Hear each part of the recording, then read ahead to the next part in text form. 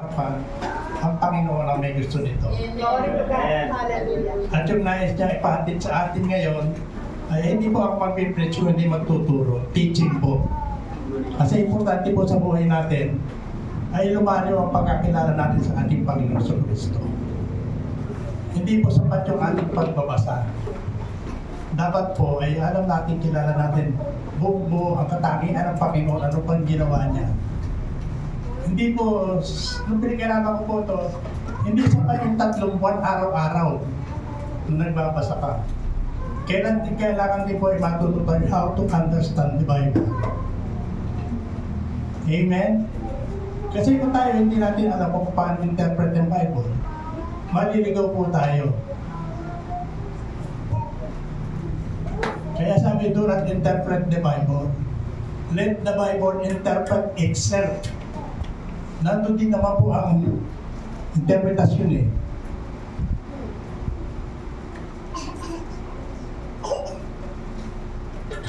Tulad ng mga pangako ng Panginoon. Siguro kung hindi kayo nakakakilala pa sa Panginoon, maaaring mag-isip kayo, bakit yung pastor na ganun pa rin? Nagkasakit ng hina. Alam niyo po, sabi nga ng Panginoon, if you will continue in my word, you will know the truth, and the truth will set you free. At kung nangyayari sa akin doon sa mga baguhan, sa akala niyo magtatagal, check na tatalikod dyan. At yun din, kay Brother Kit, pagtanda nyo yun, maintindihan nyo kung bakit. Yan, si Brother Roger, maintindihan nyo bakit. Bakit sa amin ibinigay? Kasi kung ibibigay ito, yung pagsubok na ito, doon sa mga bago ay tiyak na tatalikod. Nakunamaan ninyo? Kasi ang Diyos natin ay hindi nagbabago. Tapat siya noon, ngayon at magpakailanman. Amen. Kailanman hindi siya nagbago. At yung salita na yan, marami hindi pa nakakaintindi yun siya. Sabi ng Diyos ay hindi nagbabago. Noon, ngayon at magpakailanman. Meron pong malalim na kahulugan niya. May pagbabago pong mangyayari. Amen. Ngayon po, pagka hindi natin naintindihan ng salita ng Panginoon, katulad yung sinabi niya kay Adan at kay Eva pagkatapos ligayin, ano sabi niya? Be fruitful and replenish the earth. Magpakarami kayo at punuin niyo ang daigdig. Sino nagsabi? Ang Diyos. Kanino sinabi? Yung ba applicable sa bagong kasal? Na magpakarami kayo, purihin nyo ang sanlibutan.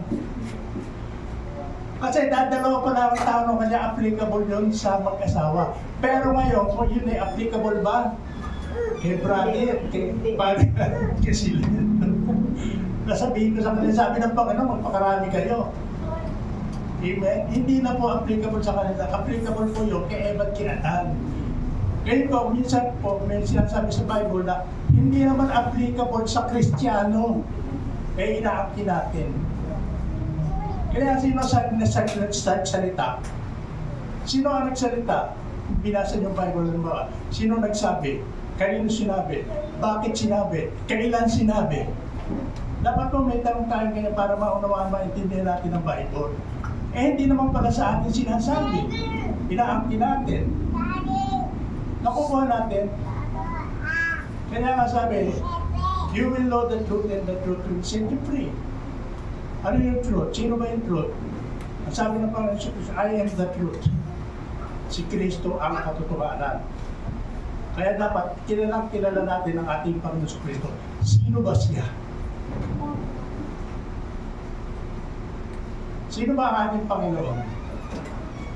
Napakarami pong magsasabi na kung sino ang Panginoon. Kaya hindi po sapat yung isang araw, 2 araw na layo. Sisiyasatin natin sino ba ang Panginoon sa Kristo. Malalim po yan. Amen. Kaya, yun po ay nais po magturo, sino ba si Kristo. Marami pong katangian sa Bible na sinasabi ang Panginoon, sino ba ang Panginoon sa Kristo. Hindi na po sa tagapagligtas. Hindi lang po siya anak ng Diyos. Marami po. At maraming hindi naniniwala na si Kristo ay Diyos. Dahil nababasa rin sa ibang talata ay siya ay anak ng Diyos. Kasi po, pagka ang dalawang salita ay nagbanggaan, salita ng Diyos, hindi po yun ang katotohanan. Kailangan po kasi umaayon. Baging sa Old at sa New Testament, kailangan umaayon. Pagka nagbangga yan, hindi po yun ang katotohanan. Dahil hindi po pwedeng banggain ng Diyos ang kanyang sarili. Kung ano ay sinabi niya, yun pa rin ang sinasabi niya. Pero may pagbabagong mangyayari para alaman natin ngayon, ano ba ang nagbabago? Ang Diyos ba? Hindi po. Siya yung ngayon at magpapailanman. Ayoko sanang topic ito, pero ayaw akong tigilan ng Holy Spirit. Kaya nga, lalo't may mga bago tayo, kailangan kilala natin si Kristo. Dahil hindi lahat na naniniwala Diyos si Kristo. Kaya nga yun, bakit yun? Binibless sila, hindi na pagkakilala nila kay Kristo ay tao lang. Pero blessed na blessed sila. Ang mga chapel nila, mga multimillionaire. Ang mga leader nila, mga multimillionaire. May mga Mercedes-Benz, may mga mansion. Pero ito mga pastor na po na ginutulay, bakit gano'n? Kung yan titingnan natin, kaya mas marami naniniwala sa kanila. Kasi nakatingin sila sa material na bagay. At may pinapatupad sila na hindi na dapat tinutupad. Nakukuha natin, tahimik ka. Sino ba si Kristo? Christ sa center. Christ is the center, isa lang yan. Jesus is the door. He is the gate. He is the way, the truth, and the life. He is the Son of God. He is a man. Marami po yan, kaya dapat alam natin bawat isa. Ang uunahin po natin, sino ba si Kristo? Ang uunahin po natin ay siya nasa Hebreo 3:1. Malabo ka.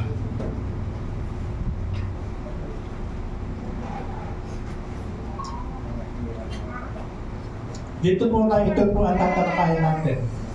Ang sabi dito, sige, dyan na lang, mababasa naman eh. Sabi, mga hindi lang na kapatid at kasama sa pagtawag ng Diyos, alalahanin ninyo si Jesus, ang sugo ng Diyos at pinakapunong pari ng ating pananampalataya. Amen. Ito ang tatalakayin natin. Jesus Christ, si Jesus Christ is our great high priest. Siya po ay pare. Amen. Ano ba natin yan? Amen. So ito tatalakayin natin. Jesus Christ, our great high priest. At kung may panahon pa tayo, Jesus Christ is the head of the church. Marami pong titulo ang Panginoon, marami katangian. Hindi lang siya basta si Kristo, hindi lang siya basta anak ni Maria. At kung ito hindi natin malalaman mga kapatid, ay hindi tayo makakalaya. Kailangan lubusan kilala natin si Kristo. Kaya nga dyan, binasa natin, wala po akong lalabas sa akin sa sarili ko. Lahat po ay babasahin natin. Para hindi lumabas na ako ang may turo. Hindi po si Kristo. Kaya nga dyan, inampisa natin, si Kristo ang ating great high priest. Sila ang pare. Amen.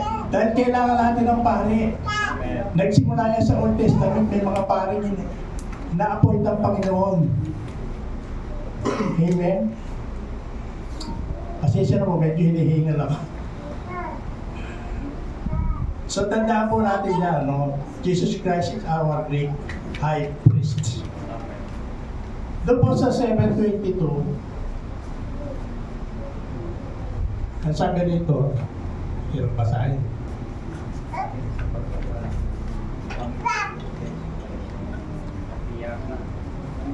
At dahil sa pagkakaibang ito, si Jesus ay siyang katiyakan ng mas mabuting tipan. Amen.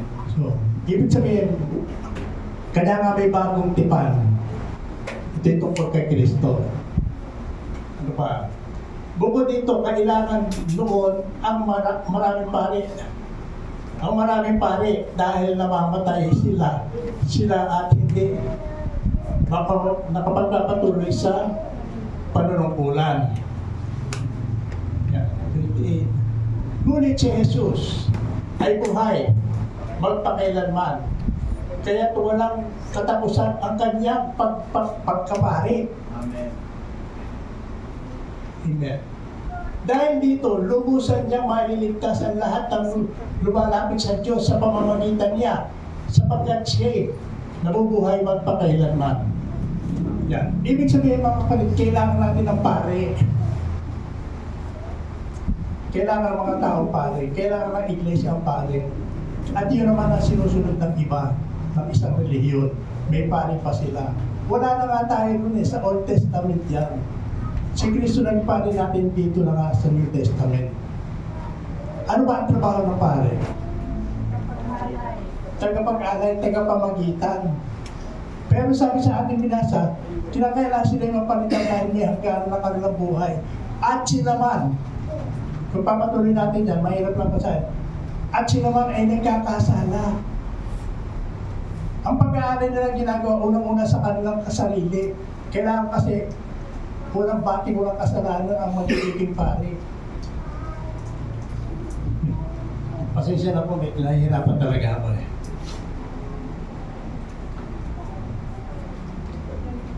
So kaya nga, asan na ba tayo? Nahihirapan ang pasahin dyan eh. Dito lang po. Malabo. Hindi ko may katarap pa ako.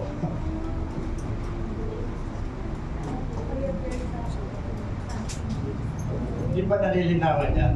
Nalilinawan yan eh.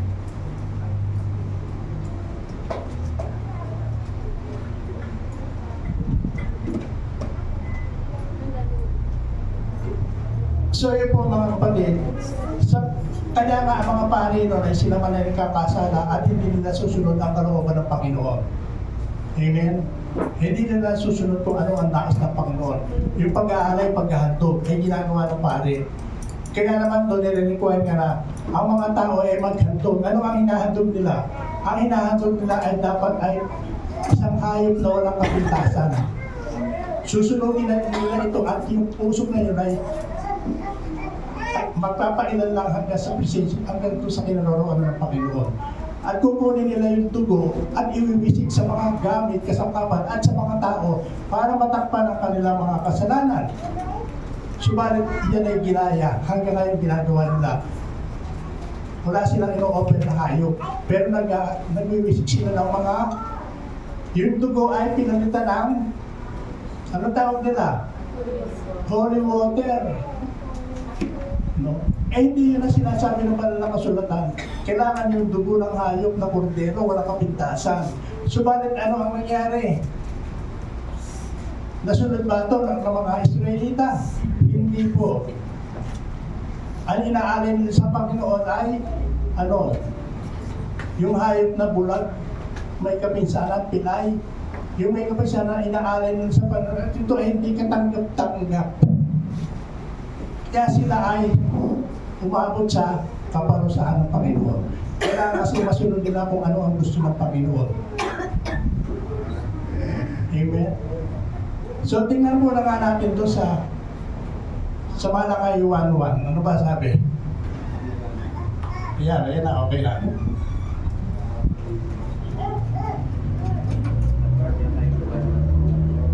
Yan, ano yung King James? Kaya sabi, the burden of the word of the Lord to Israel by Malakay. Ito ay salita ng Diyos na inutos kay Malakay para ibahagi kanino? Kanino? Sa Kristiyano? Hindi. Ang sabi dito, Lord to Israel. Sa bayan ng Israel. Kasi wala pang mga Kristiyano noon, tandaan natin yan.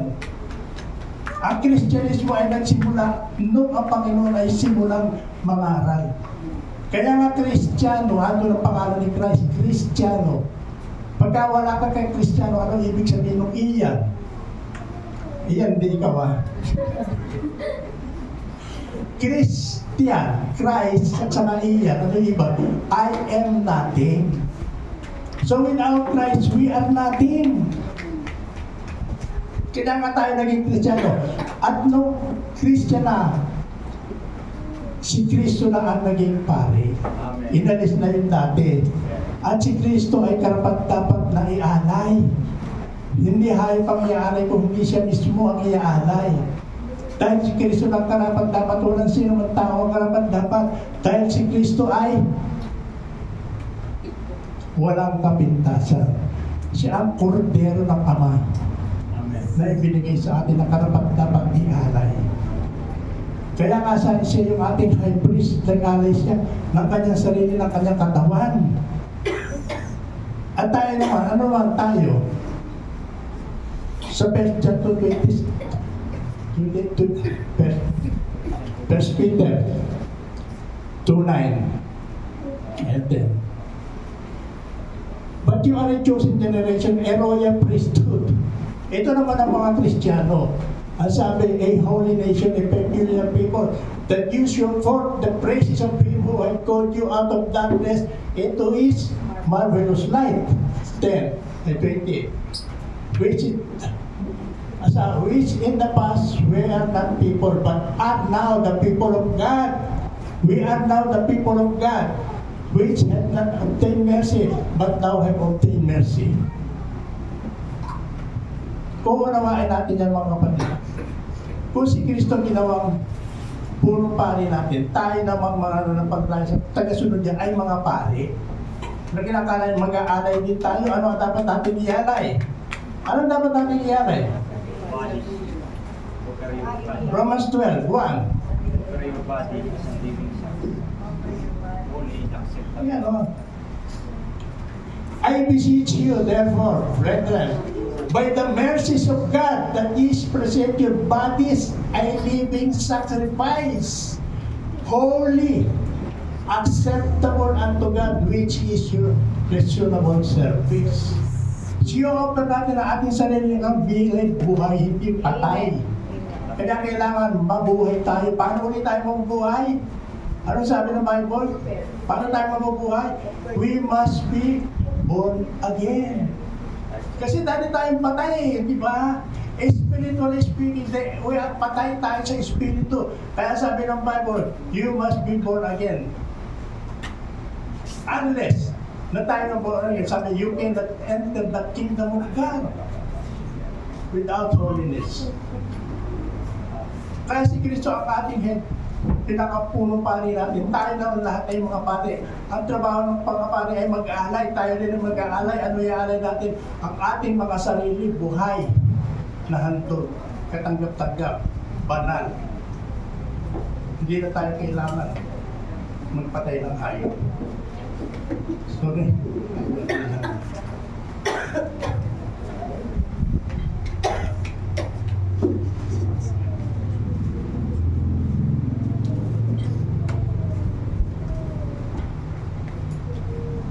Doon nga sa ano, sa 7. Level 7. Tapos na ba tayo ro? Oo. Hanggang 28 tayo eh. 25. Ayan, ganyan. For such a high priest, simple lang dito, Kristo became us, who is holy, harmless, undefiled, separate from sinners, and made higher than the heavens. 27.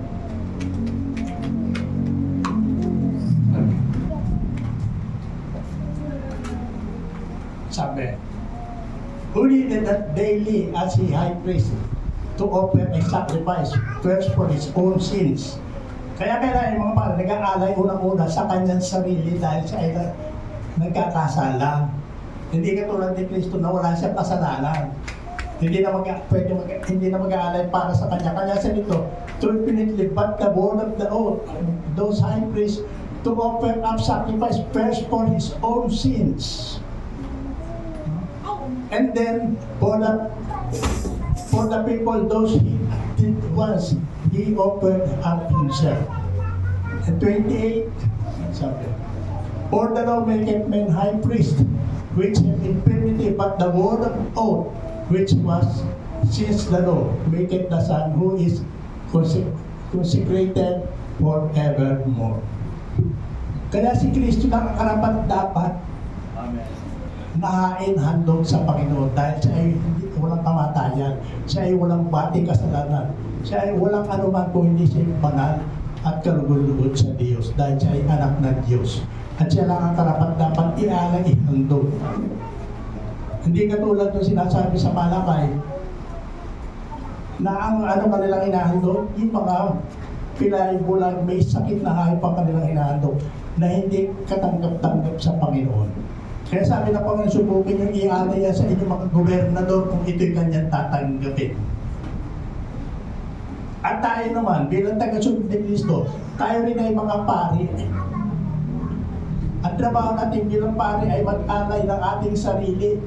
Offer pa rin sa living buhay na handog, living sacrifice to be holy, acceptable. Ito ang dapat natin pagsama sa Panginoon. Iaalay natin kinakailangan pag umarap tayo sa Panginoon. Kaya nga tayo iniligtas. Inugasan tayo ng dugo ng ating Panginoon sa Kristo upang tayo maging karapat dapat na handog. Kaya pag tayo naghandog sa Panginoon na tayo may kasalanan, hindi rin tayo tatanggapin ng Panginoon. Kung nananatili sa atin yung ating pagkatao, nauwi ako sa preaching. Hindi sa teaching, hindi kasi mabasa. Pero yun din po, mga kapatid, lahat ito ay nasusulat. Hindi ko talaga sinasadya ito ako mismo. Lipat tayo sa 8. 8:7 to 13. Yeah.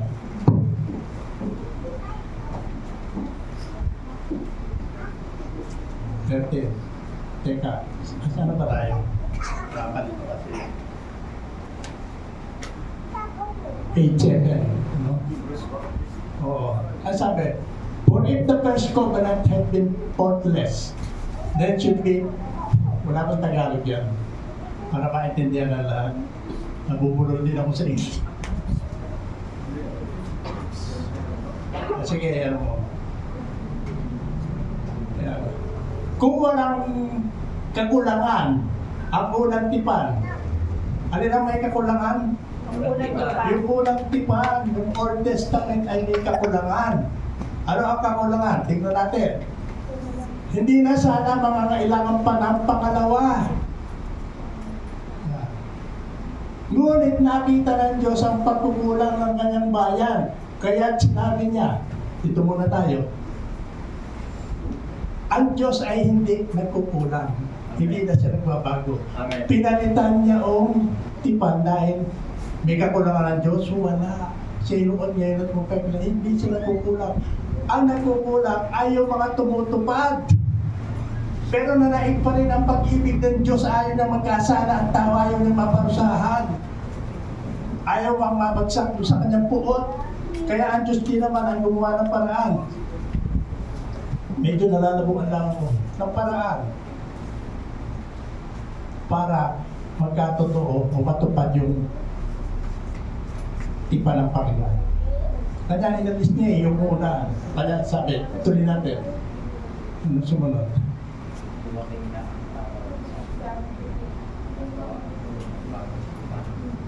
Ang sabi ng darating ang mga araw, sabi ng Panginoon, nagagawa ako ng bagong tipan sa bayang Israel at sa bayang Hudyo. Hindi na magiging katulad ng ginawa ko sa kanilang mga ninuno nang ilabas ko sila sa Ehipto.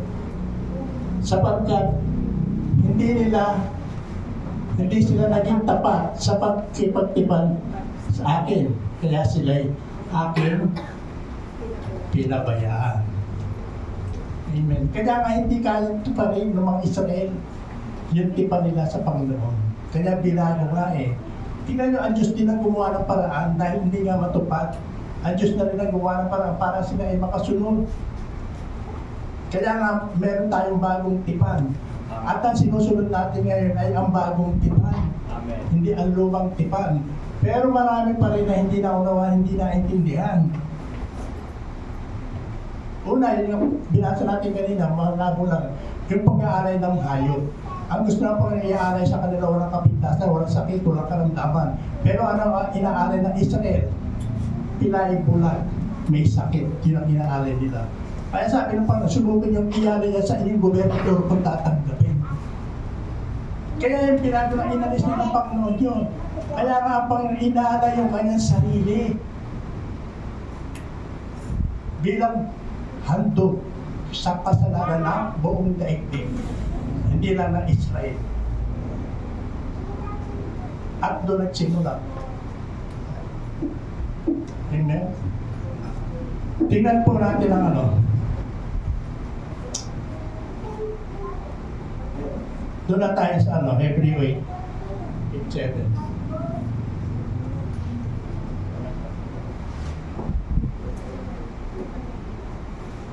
Ang hirap po magbasa na ha.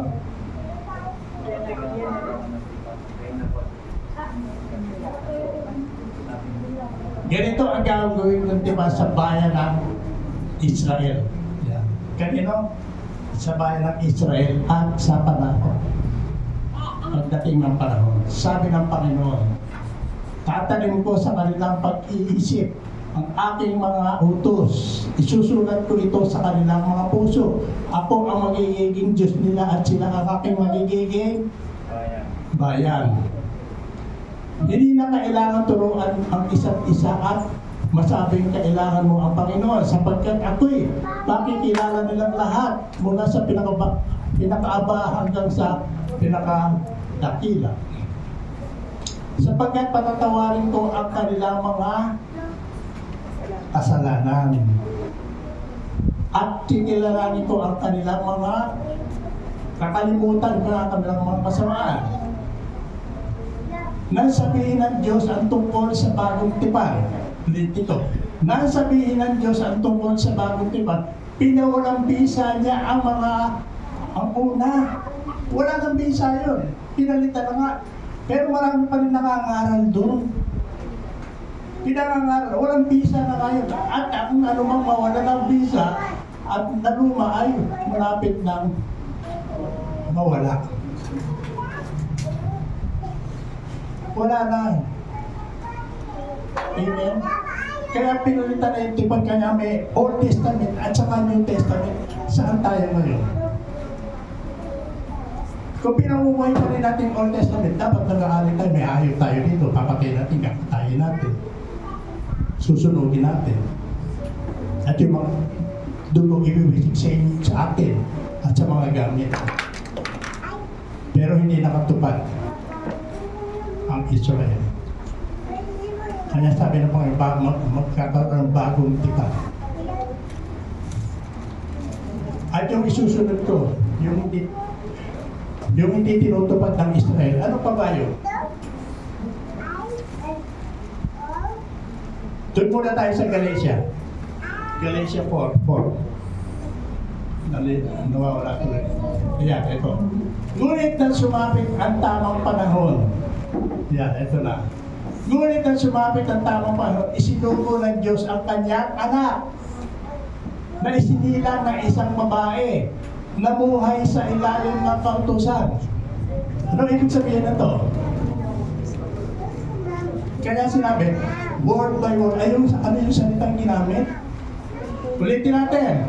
Ngunit nang sumapit ang tamang panahon, isinugo ng Diyos ang kanyang anak na isinilang ng isang babae at namuhay sa ano buhay? Sa ilalim ng kautusan. Ano ibig sabihin nun? Namuhay sa ilalim ng kautusan. Sumunod. Ibig sabihin, pagka namuhay ka sa ilalim, sumusunod ka. Kaya nga walang nakasunod, kaya si Kristo ang sumunod. Kaya nga tayo lahat ay kay Kristo dapat. Siya ang tagapamagitan natin. Pagka tayo nagkakasala, pinatawad na tayo. Ang Panginoon, ang Ama natin ay kay Kristo nakatingin, hindi sa atin. Kasi kung tayo titignan, makikita pa yung ating karunihan. Kaya nga si Kristo yung namuhay. Kaya yun yung dapat sa atin. Sa devotion kanina, pagkit yan eh. Na tayo ay pailalim, mamuhay tayo sa ilalim ng kautusan. Amen. Kautusan nino, ni Kristo. Amen. Kaya dapat kilala natin si Kristo, ano ba ang kanyang kalooban, ano ba ang kanyang kautusan sa atin.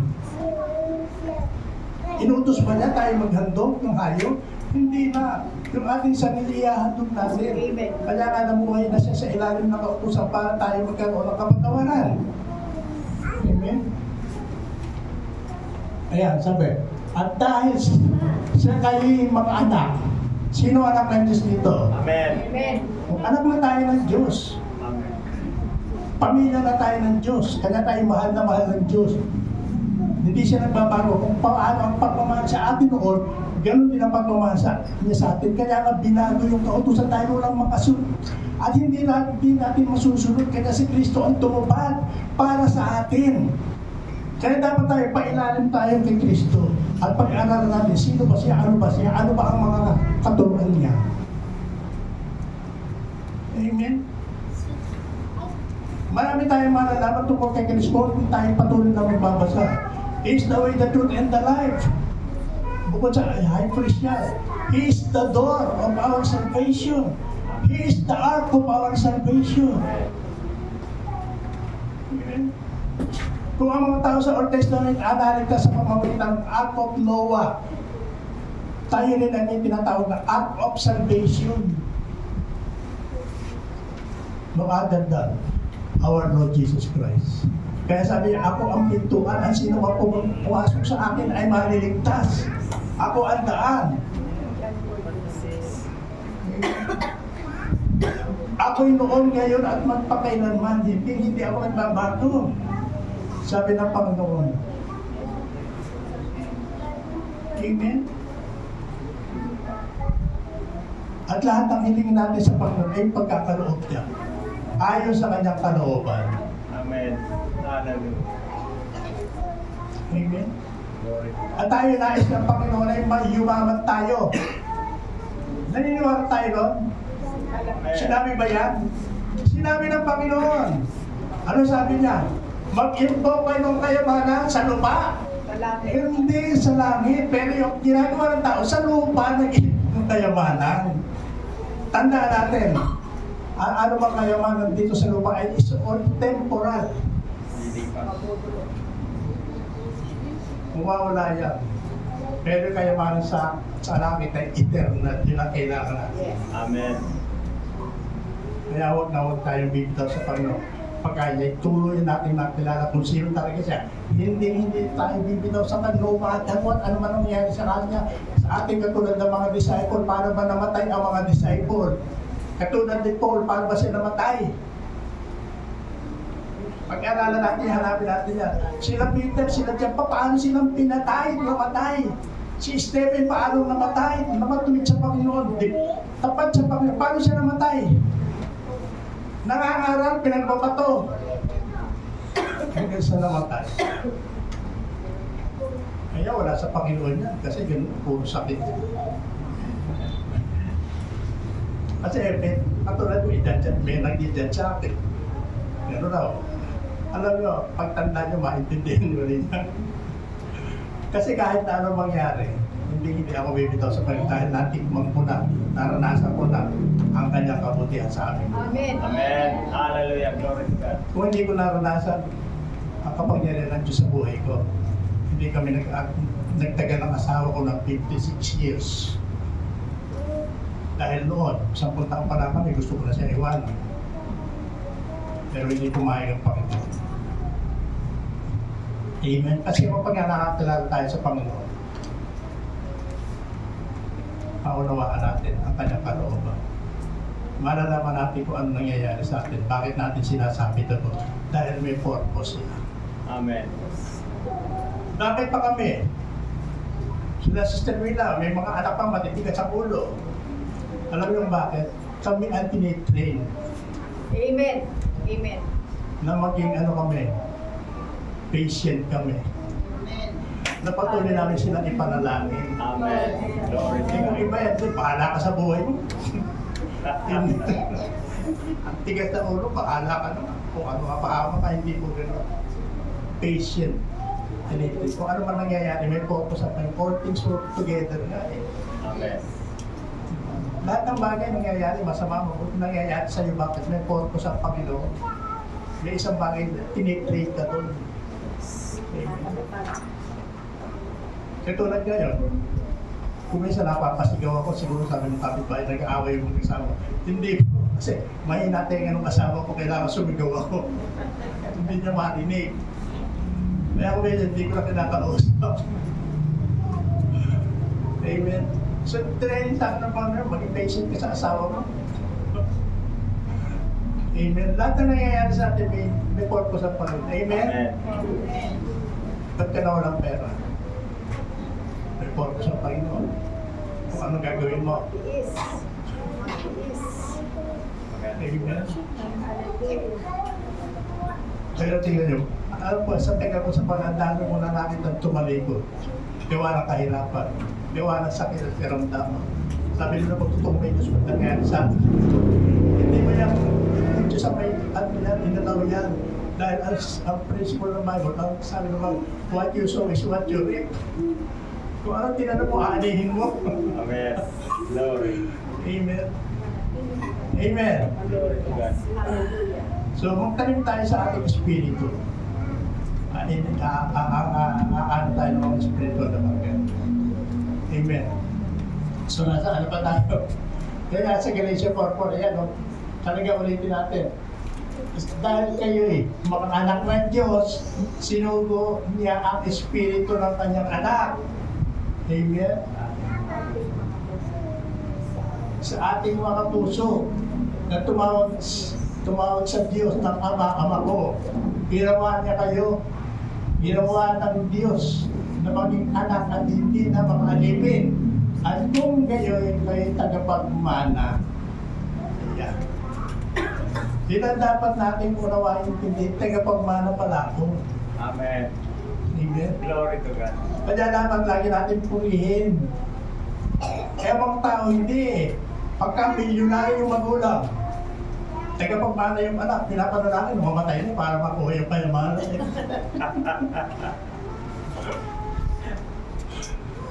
Tayo tagapagmana ng buhay na walang hanggan. Amen. At yun kaya nga kahit na ano sabihin natin, tanggapin natin dahil meron pangako ang Diyos na magmamana tayo ng buhay na walang hanggan. Mga bagay sa kalangitan. Amen? At alam niyo ba, yun ang lagi ko pinapanalangin sa Lord, pero kung pagkatapos ito, gusto ko lang umuwi. Pero hindi ba may purpose pa ang Panginoon? Amen. Amen. Saka sa tayo sa 8, sa Hebrew 8. Naliligaw na tulad 8, 7. Ayan. Tapos na yun. Asal tayo. Tapos na yun. Lahat. Ayan. Sa Malakay tayo. Natapos natin yung Malakay chapter 1. Dito na tayo sa 6, 8. Ito, nako. Alam mo, maraming ayaw tumanggap nito. Dahil ito pinatutupad pa rin, lalo na yung mga mega church. Kaya mga pastor na ayayaman, may certificate, may mansyon, may jet plane. Alam niyo ba kung nanonood kayo ng Facebook? Ina-expose na ng Panginoon yan eh. Diba? Sa Houston, Texas, yung pinakamalaking fellowship to. Di ba may problema ngayon? Napakarami niyang libro na sa mga bookstore. Pero in-expose. Maayos yun eh. Dahil pinapakinggan ko yun, yung nung tatay niya yung buhay, nagpapastor. Nung namatay na yung tatay, pumalit yung anak batang-bata, naging prosperity gospel. Ngayon, unti-unti nababawasan sila. 3 milyon ang member nun. Ngayon, nasa 100 na lang yata. Meron pang isang babae sa Amerika din.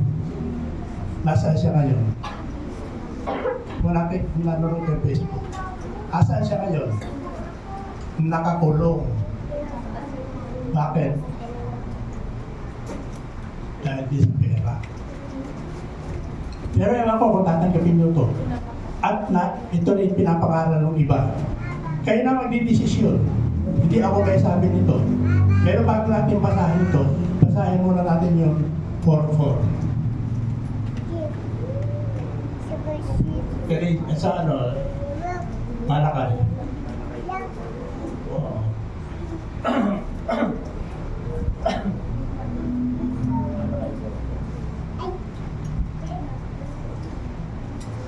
Kasi gusto ko na alam para kanino ba itong babasahin natin. Ang sabi sa 4:4, remember the law of Moses, my servant. Sabi, which I commanded unto him in Horeb for all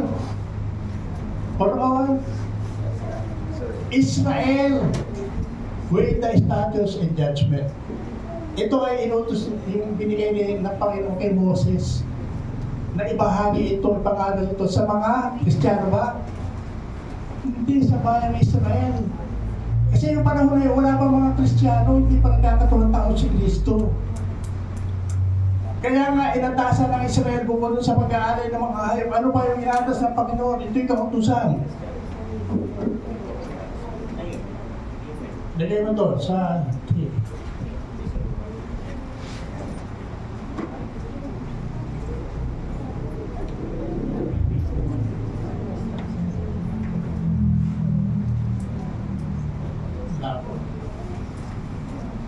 Ito, sabi nito.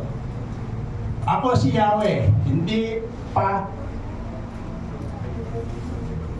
ako si Yahweh, hindi pa kayo lubusan nalilito sapagkat hindi ako nagbabago ang aking pangako. Tama yun, ang Diyos ay hindi nagbabago. Amen. Sino ang ngayon ang pagpilihan? Pero ang sabi nito, subalit tulad ng inyong mga ninuno, tumalikod kayo at sinuway ninyo ang aking mga kautusan. Yan. Manumbalik kayo sa akin at manumbalik din ako sa inyo. Sabi ni Yahweh na makapangyarihan sa lahat. Tinatanong ninyo, paano kami manumbalik? Ang tanong ko naman matuwid bang pagnakawan ng Diyos ng tao ang Diyos? Hindi, ngunit pinagnanakawan ninyo ako. Sa paanong paraan paanong paraan? Sa mga ikasampung bahagi at mga handog, sinusumpa ko kayong lahat sapagkat ako'y pinagnanakawan ng buong bansa. Anong bansa yun? Israel. Tandaan natin, wala pa mga Kristiyano doon. Yung kautusan na yan kay Moses, ibinahagi sa kanila. Hinihingan sila ng ikasampung bahagi yung tithes. Ay hinihingi sa kanila. Ay hindi sila nakatupad, hindi sila nagtatights. Pero ang Panginoon nga, nanaig pa rin yung pag-ibig. Pinalitan niya ang kautusan. Kasi kung yung pa, hindi rin wala nakatupad kahit isa. Tandaan natin yung 10%, yung ikaw ay doon sa gross. At may first fruit pa yan, yung unang ani mo, ibibigay mo lahat. At meron pa rin tinatawag na firstborn, yung panganay mo. Ibibigay mo para maglingkod sa Panginoon, hindi mo na pakikinabangan yun. Pagka may panganay kang lalaki, firstborn, magpapari yun. Maglilingkod yun sa kumbento, hindi mo na pakikinabangan yun. Walang kasunod ang mga Israel dyan. Kaya binago niya. Kaya nagkaroon ng bagong tipan. Bagong tipan ay kay Kristo na. Amen. Kaya kung ipapakalan pa yan, babanggayan niyo sa pangalan ni Kristo sa pamamagitan ni Paul. Ano ba ang pangalan ni Paul? Kay Kristo sa pamamagitan ni Paul. Doon sa 1 Corinthians 9:7. 2 Corinthians 9:7. Ang sabi, ang bawat isa'y dapat magbigay ayon sa kanyang pasya, maluwag sa loob at hindi nakipilitan lamang, sapagkat iniibig ng Diyos ang magbigay ng may kagalakan. Amen. Kung tutuparin natin yung 10%, magbabangga sila. Turo sa law of Moses, binigay sa Israel. Ang sabi 10%, dito hindi. pusa ng loob, maroon sa dibdib. Amen. At doon sa 8:12, ang sabi sa 8:12, sapagkat kung may hangarin magbigay, tatanggapin ng Diyos ang inyong kaloob ayon sa inyong makakaya at hindi ayon sa hindi ninyo kaya. Ibig sabihin po sa loob, maroon sa dibdib. Kaya hindi na yung ikaw po, hindi na 10%. Pero nasa sayo rin yun. Ikaw na lang at ang Diyos nakakaalam, pero hindi na dapat pinagsasabi. Kung gusto 10%, 20%, 30%, o 100%, ikaw ang papasya. Kung ano yung masaya sa kung ano yung maluwag sa dibdib mo. Inalis na nga dahil walang nakatupad. Kaya ang Diyos ang nag-adjust. Ang Diyos hindi nagbabago, ang binago niya yung kautusan para matupad. Amen. Amen. Pero hindi sa kaya. Hindi po ako nagsalita, binasa natin. Wala po akong galing sa akin sarili, kundi lahat binasa. Amen? Kaya ang ugali ko yun, talagang ako'y nagbabasa. Dahil hindi naman tinataas ko yung sarili ko. Kahit na sino kaya kong harapin pagkinig sa Bible. From Old and New Testament. Pagtatanggol po kung ano yung nakasulat. It is written. Sino nagsulat? Sino nagsabi? Kanino sinabi? Bakit sinabi? Kaya yan, sino nagsabi? Ang Panginoon. Bakit sinabi? Dahil mayroong nakikita pa na hindi kaya tumupad. Kaya binago. Ang ginawa ng Panginoon, hindi ko lang masyadong maano, medyo hinihingal ako atin mga labo ng ano. Hindi ko maipakita lahat. Pero lahat po binasa natin mula sa umpisa. Wala akong ang galing sa akin. Lahat ay binasa ko. Ngayon po, hindi kayo maniniwala. Hindi ko salita ito ng Diyos. At kung yung Old Testament, babangga yun sa pangaral sa New Testament. At pagka hindi umayon ang isa't isa, ibig sabihin hindi yun ang katotohanan. Kaya nga sabi ng Panginoon, you will teach my word, you will know the truth. And that truth will set you free. Amen. Kasi, abinin natin sa atin sa Diyos, may kautusan talagang mahirap sundin.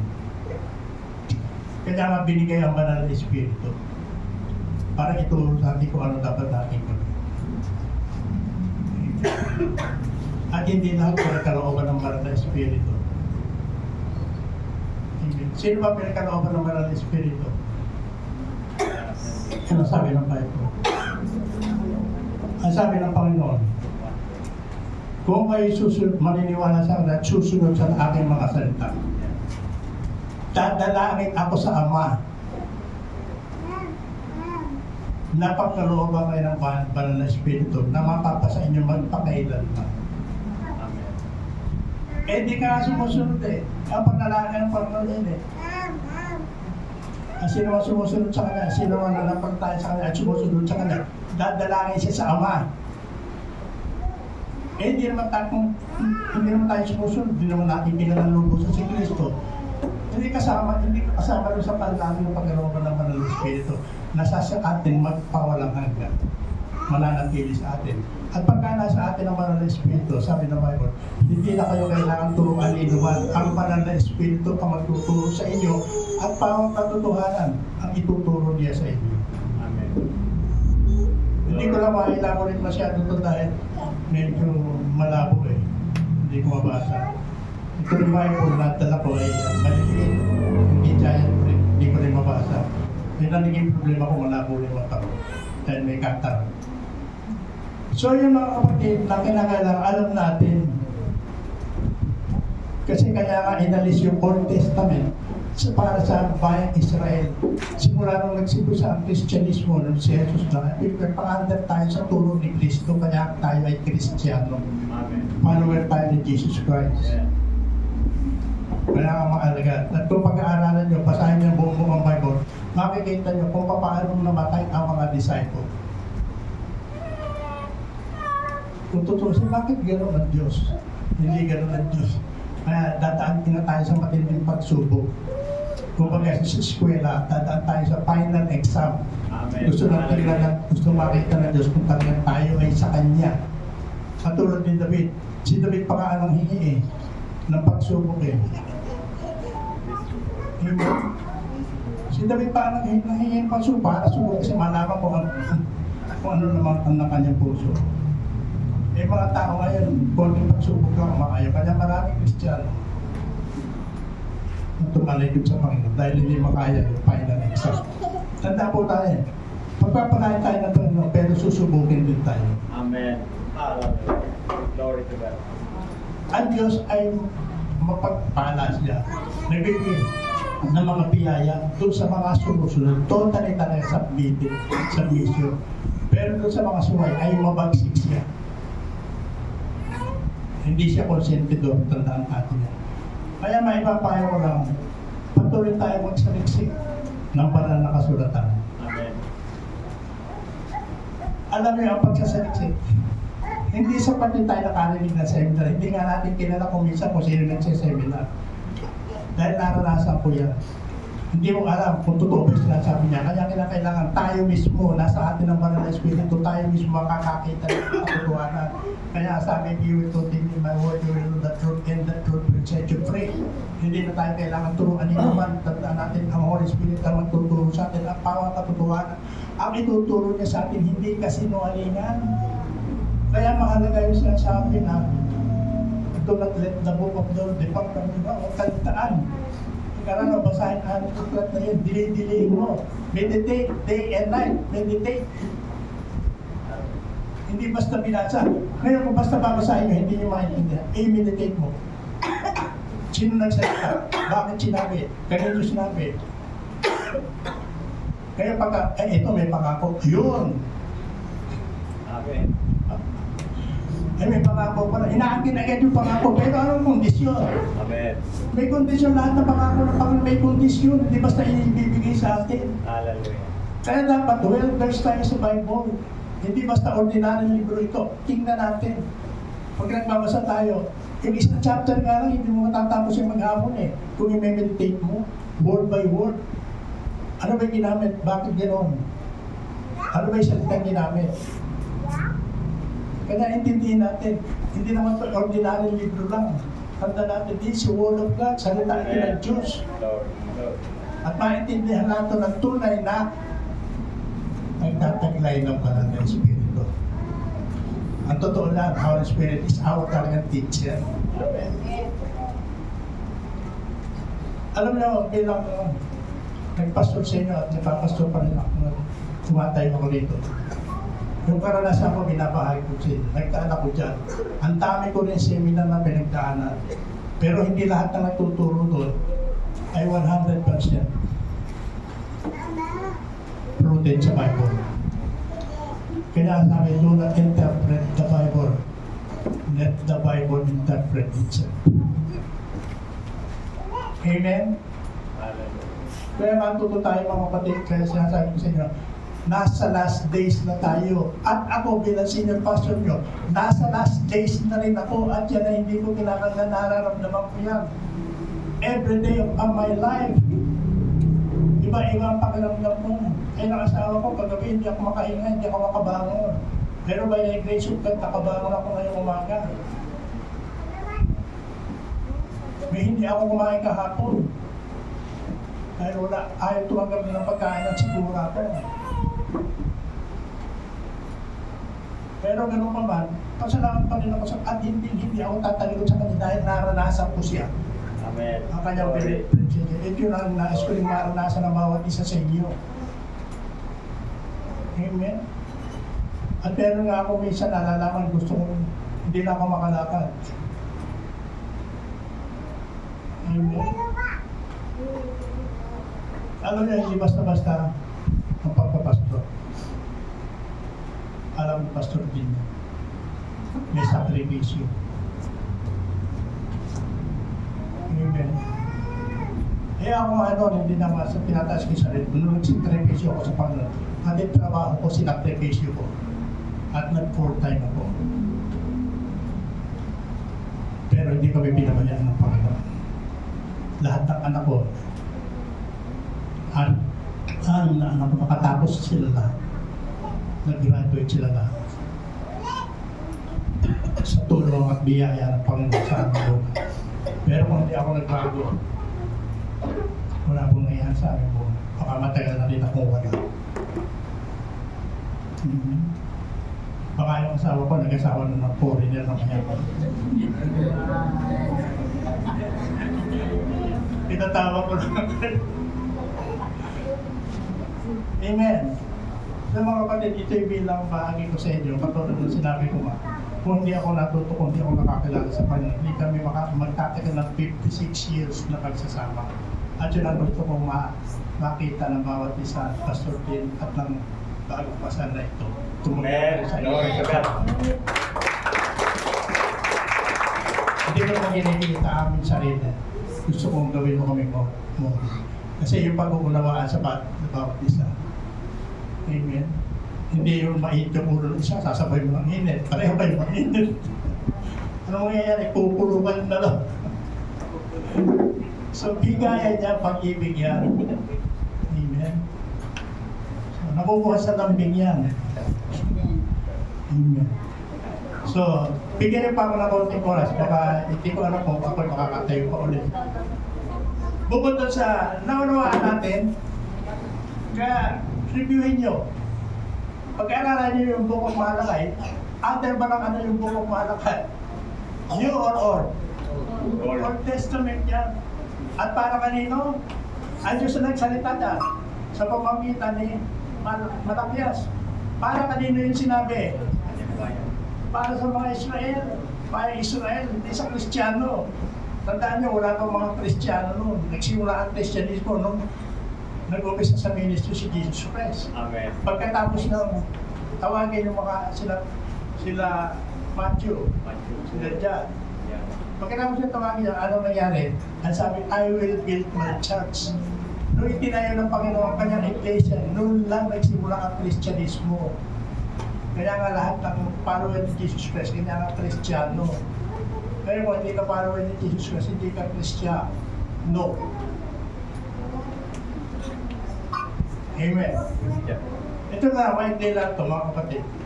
Para pangalawa, si Jesus Christ ay great high priest. Ano yung pangalawa? Marami po ito, nasa 60 yata ito, pagkatangian ng Panginoon na dapat alam natin. Pangalawa, pupunta tayo sa pangalawa, maikli lang po ito. Jesus Christ is the head of the church. Amen. Siya ang pulo ng iglesia ng church. Doon po sa Colossians 1:15-20, sabi niya, si Kristo ang larawan ng Diyos. Amen. Na di nakikita, siya ang panganay na anak at pangunahin sa lahat ng mga nilikha. Amen. Sapagkat sa pamamagitan niya ay nilikha ang lahat ng nasa langit at nasa lupa. Nakikita man o hindi, pati ang mga spiritual na kapangyarihan, paghahari, pamamahala at pamumuno, ang lahat ay nilikha ng Diyos sa pamamagitan niya. So, yan ang ating tinatawag na head of the church. Kaya ibig sabihin, sa iglesia mo, kahit na gano'ng katalino, kahit na gano'ng kayaman yung pastor, hindi pa rin siya ang head ng church. Amen. Ang mga pastor, hindi po, ginagamit lang yan. Amen? Santo siya, hindi rin natutupad to eh. May tatanong nga ako sa inyo. Basahin niyo ang buong Biblia. Sa Bible ba may itinalaga si Kristo na babae na mamuno sa iglesia at tawagin pastora? Pero ba? Kayo makakasagot na. Kasi ako alam ko. Yan ay tinuturo ng Bible. Amen? So kaya head of the church, kailangan lalaki. Head. So, Ephesians 1:22. Nasabi. Ipinalalim ng Diyos sa paa ni Kristo ang lahat ng bagay. At ginawa siya ulo ng lahat ng bagay para sa iglesia, sa lahat ng bagay. He is the head. Siya ang ulo. Na siyang katawan ni Kristo. Ang kapuspusan niya na pupuno sa lahat ng bagay. Lastly, yung 5:23, ang sabi, sapagkat ang lalaki ang ulo ng kanyang asawa. Hello? Hello, Mel. Tingnan natin, unawan natin mabuti ito, ha? O, kayo bagong kasal. Kaya, sapagkat ang lalaki ang ulo ng kanyang asawa. Amen. Hindi pwedeng babae maging ulo. Amen? Tulad ni Kristo, siyang ulo ng iglesia na kanyang katawan at siyang tagapagligtas. Si Kristo ang ulo. Hindi pwedeng babae ang ulo ng iglesia. Ang liwanag, ako ba nagsabi? Nasusulat. Ulitin natin, dandahan. Sapagkat ang lalaki ang ulo ng kanyang asawa. Oh. Amen. Tulad ni Kristo na siyang ulo ng iglesia na kanyang katawan at siya ang tagapagligtas. Hindi pwedeng baliktarin na yung babae maging ulo at yung lalaki sunod-sunuran. Ang tawag ko. Bisaya na. Sa lahat ng bagay, ganoon din sa pamilya. Sa pamilya, ang lalaki dapat namumuno. Amen? May mga lalaki, magsilo kayo, makapagtrabaho kayo, masuportahan yung pamilya nyo. Hindi si babae ang lahat. Amen? At huwag tayo bibitaw sa Panginoon. Lahat nasusulat, binasa natin. Meron bang mali? Pagka may mali dyan, mali ang Diyos. Mali ang Bible. Amen. Kaya dito sa bagong kasal, Brad, ikaw ang ulo ng pamilya. Pero gano'n mo ba, magkakasundo kayo, tulungan na bawat isa. Kung anong problema yung pinag-uusapan niya, lulutasin ng parehas. Kung ano ang solusyon. Hindi pinag-aawayan. Hello? Mga asa-asawa niya, iwasan natin yung pagbangayan, pag-awayan. Hindi gusto ng Panginoon. Gusto ng Panginoon, magmahalan tayo, magkaisa tayo, magkasundo tayo.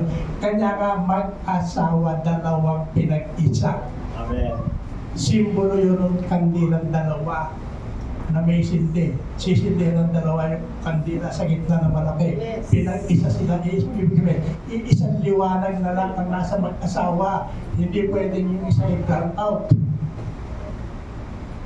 Kaya ang mag-asawa kung tutuusin, dapat nag-aaral talaga ng salita ng Panginoon. Kaya si lalaki dapat tinuturuan si babae, katulad ng ginagawa ko ngayon. Nika, kung rito. Kumain tayo, nabusog tayo kanina sa tanghalian, hindi kumain naman tayo sa ating espiritu. Amen. Amen? So lastly mga kapatid, tandaan po natin, ang salita ng Diyos ay ating espiritu na pagkain. Kung walang nagugutom sa inyong espiritu, may problema kayo kapatid. Kung hindi kayo nakapagpasa sa loob ng isang araw, ibig sabihin wala nang nagugutom ng espiritu. Ang espiritu natin laging nagugutom yan. Pagkagising natin o bago tayo matulog o kahit sa katanghalian. Hindi ba? Ano gagawin natin pagka tayo nagutom? Nakaroon tayo nagutom physically. Pupunta tayo ng kusina, magsasanod tayo, maghahanap tayo kung anong makakain. Nararanasan ba natin sa espiritu yan? Nagugutom tayo. Dapat bilang Kristiyano, tunay na Kristiyano, nakakaranas tayo ng gutom. Amen. Kaya nga ako, itong Bible namin lagi ko sa nasa lamesa lagi. Kasi kung minsan bigla ako magugutom. At kailangan ko ng merienda. Amen. Kaya nga sabi ng Panginoon dyan sa Matthew 4, ang tao hindi lamang sa tinapay na bubuhay, kundi sa bawat salita niya naman na namumutawi sa bibig ng Diyos. Pagka hindi kayo nakaramdam ng gutom espiritu kapatid, may problema ka. Sino ang gugutom dito sa physical? Natulad ngayon, alam ko may gutom na eh. Dahil anong oras na. Amen. So yun din dapat maramdam natin sa spiritual natin buhay. Magutom tayo sa ating spiritual. Nagkakain tayo ng salita ng Diyos. Amen. Ngayon lang mga kapatid, nawa ay namagawa natin, naintindihan natin. Natandaan ko, wala nang galing sa akin na isa sa salita. Lahat ay binasa natin. Kaya hindi ko salita ito. Salita ng Panginoon ito na ipinahatid lang sa inyo sa pamamagitan ninyo dito. Amen. Amen.